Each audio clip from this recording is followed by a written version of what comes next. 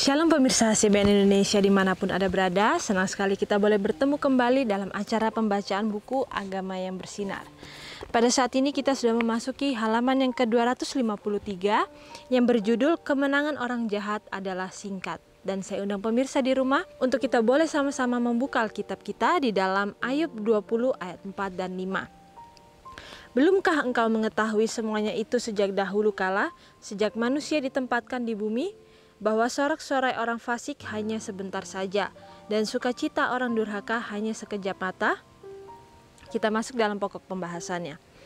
Pikirkan saat Anda mencari kepelesiran, bahwa semua hal ini memiliki akhir. Apakah Anda memiliki pandangan hidup yang benar? Kehidupan tanpa akhir dengan Tuhan. Seberapa cepat Anda akan berbalik dari kehidupan kesenangan dan dosa? Seberapa cepat Anda akan berubah pikiran, arah Anda, dan kelompok Anda, dan mengubah kekuatan kasih sayang Anda kepada Tuhan dan hal-hal surgawi.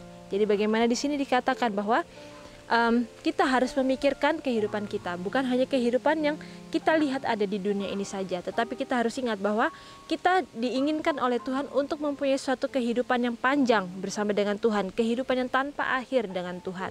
Dan itulah yang menjadi fokus utama dalam kehidupan kita. Bagaimana melalui fokus utama itu, akhirnya kita berusaha untuk memperbaiki diri hari demi hari, sehingga kita bisa didapati layak untuk menjadi anak-anak Tuhan yang setia di kedatangan Tuhan yang kedua kali. Dan pada penutupan daripada pintu kasihan itu, kita bisa didapati berdiri dan bisa didapati menjadi anak-anak yang patuh terhadap semua hukum yang Tuhan sudah berikan. Lalu di sini juga dikatakan bahwa apakah Anda memiliki pandangan hidup yang benar, kehidupan tanpa akhir, dan dikatakan seberapa cepat Anda akan berbalik dari kehidupan kesenangan dan dosa. Kita tahu bahwa dari setiap pilihan-pilihan kita sering memilih untuk mempunyai kehidupan yang menyenangkan kehidupan kita saja. Bagaimana kita memilih untuk mengikuti hal-hal yang duniawi, kehidupan yang berdosa. Karena itulah keinginan daripada kedagingan kita. Tetapi kita kembali diingatkan melalui firman Tuhan bahwa seberapa cepat kita mau untuk memperbaiki kehidupan kita menjadi kehidupan yang benar di mata Tuhan. Dan kita dikatakan kita mau berbalik daripada kehidupan yang menyukai hal-hal yang fana, sehingga kita mau untuk menyukai hal-hal yang bersifat surgawi itu. Dan kita tahu bahwa untuk menyukai hal-hal yang bersifat surgawi itu kita tidak bisa langsung atau tidak bisa secara instan untuk mengingininya, tetapi itu harus kita praktekkan, harus kita asah hari demi hari.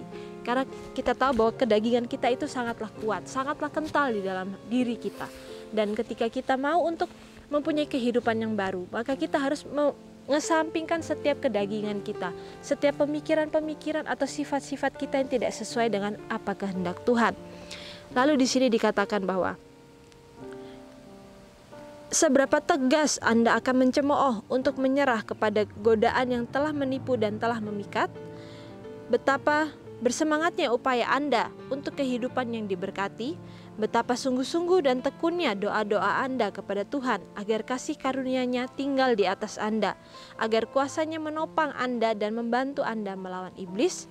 Seberapa rajin Anda akan meningkatkan setiap hak istimewa agama untuk mempelajari jalan dan kehendak Tuhan. Jadi bagaimana di sini dikatakan bahwa apakah kita mempunyai semangat untuk mempunyai kehidupan yang diberkati oleh Tuhan. Dan di sini juga dikatakan bahwa kita harus mempunyai kesungguh-sungguhan dan kita harus mempunyai sebuah sifat, yaitu ketekunan. Dan doa-doa kita itu supaya kita bisa mendapatkan kasih karunia Tuhan. Jadi bagaimana ketekunan yang Tuhan inginkan ada dalam kehidupan kita, itulah yang kita harus praktekkan. Sehingga setiap hari kita akhirnya bisa mempunyai sebuah penurutan sepenuhnya kepada semua perintah Tuhan. Karena kita tahu bahwa hukum Tuhan itu ditujukan adalah untuk kita, bukan untuk menunjukkan bagaimana Tuhan itu adalah Tuhan yang otoriter dalam kehidupan kita, tetapi melalui pilihan-pilihan kita, karena kita diberikan kebebasan oleh memilih oleh Tuhan, itulah yang bisa membuat kita mau untuk mengikuti hukum-hukum Tuhan itu dengan sepenuh hati. Karena kita tahu bahwa hukum-hukum itu diciptakan adalah untuk kebaikan kita. Karena ketika kita mau menuruti hukum Tuhan itu, maka kita akhirnya bisa menjadi manusia yang baik dan benar, yang sesuai dengan apa yang Tuhan inginkan atau yang Tuhan ciptakan untuk menjadi yang terbaik bagi kita itu sendiri. Dan di sini juga dikatakan bahwa apakah kita mau mencemooh dan tidak mau menyerah kepada godaan yang telah menipu dan memikat kita? Jadi bagaimana di sini kita kembali diingatkan bahwa godaan-godaan itu seringkali menipu dan memikat kita. Jadi setiap godaan yang setan berikan itu seringkali yang membuat kita itu akhirnya mengalihkan pandangan kita daripada Tuhan. Karena kita merasa bahwa hal tersebut lebih indah atau lebih istimewa daripada hal yang kita bisa rasakan ketika kita berada dekat dengan Tuhan. Seringkali karena kita merasa bahwa ketika kita berada dekat dengan Tuhan, seringkali lebih banyak cobaan yang kita hadapi. Tetapi kita harus sadar bahwa setiap ujian atau setiap cobaan yang Tuhan izinkan untuk ada dalam kehidupan kita, itu Tuhan izinkan adalah untuk memurnikan kita, untuk mengetes apakah kita ini memang betul-betul setia di hadapan Tuhan, ataukah kita hanya mau mencari Tuhan ketika kita kesusahan saja, lalu ketika kita mendapatkan sebuah kesenangan, kita lalu melupakan Tuhan. Dan di sini juga dikatakan bahwa seberapa serius Anda dalam merenungkan hukum Tuhan dan membandingkan hidup Anda dengan tuntutannya. Jadi bagaimana di sini dikatakan bahwa kita harus membandingkan hukum Tuhan itu dengan setiap kehidupan kita. Jadi bagaimana kita tidak diizinkan oleh Tuhan untuk membandingkan kehidupan kita dengan kehidupan orang lain. Karena ketika kita membandingkan kehidupan kita dengan orang lain, kita seringkali merasa benar diri. Kita seringkali merasa bahwa kita mempunyai keadaan yang jauh lebih baik daripada orang yang di luar sana.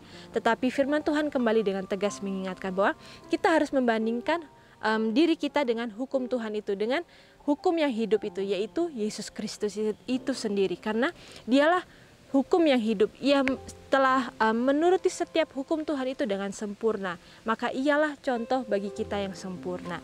Lalu di sini dikatakan bahwa betapa takutnya Anda kalau Anda berbuat dosa dalam perkataan atau perbuatan, dan betapa sungguh-sungguh bertumbuh dalam kasih karunia dan kekudusan sejati. Percakapan Anda tidak akan pada hal-hal sepele, tetapi hal surga. Kemudian hal-hal yang mulia dan kekal akan terbuka di hadapan Anda, dan Anda tidak akan berhenti sampai Anda semakin meningkat dalam kerohanian. Tetapi hal-hal duniawi menuntut perhatian Anda, dan Tuhan dilupakan. Saya memohon Anda untuk menghadap ke kanan, untuk mencari Tuhan agar Dia dapat menemukan Anda. Berserulah kepadanya selagi Dia dekat. Tertulis dalam buku Testimonies for the Church jilid 2 halaman 290. Jadi bagaimana di sini dikatakan ketika kita mau bersungguh-sungguh bertumbuh dalam kasih karunia Tuhan, dalam kekudusan yang sejati, maka dikatakan kita akan sangat berhati-hati dalam setiap perkataan, dalam setiap perbuatan kita. Karena kita pasti akan mencerminkan apa yang kita percayai. Karena ketika kita mempercayai Tuhan kita mau untuk menghidupkan karakter Dia yang seutuhnya dalam kehidupan kita, maka kita pun harus mempraktekannya dalam kehidupan kita, baik secara perkataan maupun perbuatan. Dan di sini juga dikatakan percakapan kita tidak pada hal-hal sepele. Jadi bagaimana bukan hal-hal yang remeh-temeh yang kita bicarakan, tetapi hal-hal yang bersifat surgawi. Bukan berarti kita tidak boleh bercanda, tetapi kita harus tahu bahwa kita ini adalah anak-anak Tuhan. Jadi sepantasnya ketika kita pun berbicara, kita harus menunjukkan karakter Tuhan itu dalam kehidupan kita. Lalu di sini dikatakan bahwa kemudian hal-hal yang kekal akan terbuka di hadapan kita, dan Anda tidak akan berhenti sampai Anda semakin meningkat dalam kerohanian. Jadi bagaimana kita diingatkan supaya kita itu terus semangat dalam memperbaiki kehidupan kita, sehingga kita bisa dikatakan meningkat dalam kerohanian kita. Dan dikatakan hal-hal duniawi itu seringkali menuntut pandangan kita, perhatian kita, dan akhirnya mengubahkan pandangan kita yang fokus kepada Tuhan itu untuk melihat kepada dunia.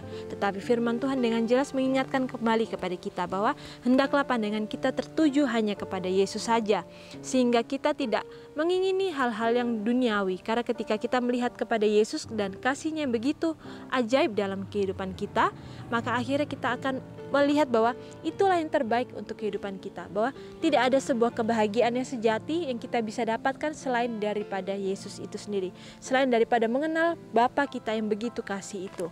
Dan di sini juga dikatakan bahwa hendaklah kita menghadap ke kanan untuk mencari Tuhan agar Dia dapat menemukan kita. Jadi bagaimana Tuhanlah yang lebih dahulu mencari kita, karena kita ini adalah makhluk-makhluknya atau anak-anaknya yang hilang. Tetapi ketika kita mau datang kepadanya, memohon pengampunan dengan hati yang tulus, dengan kerendahan hati daripadanya, maka Ia akan memberikan kepada kita pengampunan, dan kasih-Nya itu akan ada bagi kita. Dan di sini juga dikatakan berserulah kepadanya selagi Dia dekat. Jadi bagaimana kita tahu bahwa kita ini hidup di masa-masa penutupan pintu kasihan, masa-masa akhir daripada masa penghakiman. Dan ketika kita masih mempunyai kesempatan untuk berseru kepadanya, dan Ia masih bisa untuk membantu kita.